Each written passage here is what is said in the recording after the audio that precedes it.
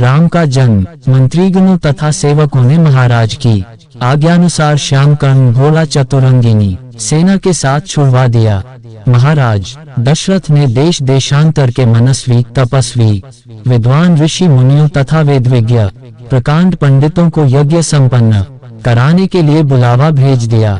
निश्चित समय आने पर समस्त अभ्यागतों के साथ महाराज दशरथ अपने गुरु वशिष्ठ जी तथा अपने परम मित्र अन्य देश के अधिपति लोभपाद के जामाता ऋग ऋषि को लेकर यज्ञ मंडप में पधारे। इस प्रकार महान यज्ञ का विधिवत शुभारंभ किया गया।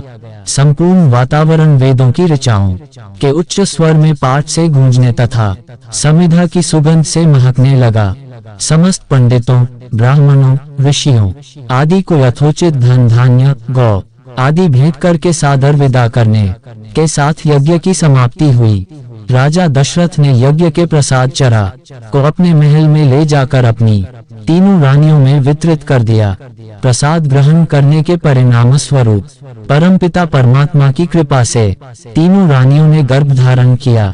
जब चैत्र मास के शुक्ल पक्ष की नवमी तिथि को पुनर्वसु नक्षत्र में सूर्य, मंगल, शनि, बृहस्पति तथा शुक्र अपने अपने उच्च स्थानों में विराजमान थे, कर्क लग्न का उदय होते ही महाराज दशरथ की बड़ी रानी कौशल्या के गर्भ से एक शिशु का जन्म हुआ, जो कि श्याम वर्ण, अत्यंत तेजोमय, परम कांतिवान तथा अद्भुत सौंदर्यशाली था। उस शिशु को देखने वाले ठगे से रह जाते थे।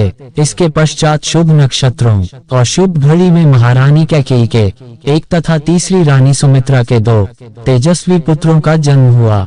संपूर्ण राज्य में आनंद मनाया जाने लगा। महाराज के 4 पुत्रों के जन्म के उल्लास में गंधर्व गान करने लगे और अप्सराएं नृत्य करने लगी। देवता अपने विमानों में बैठकर पुष्प वर्षा करने लगे।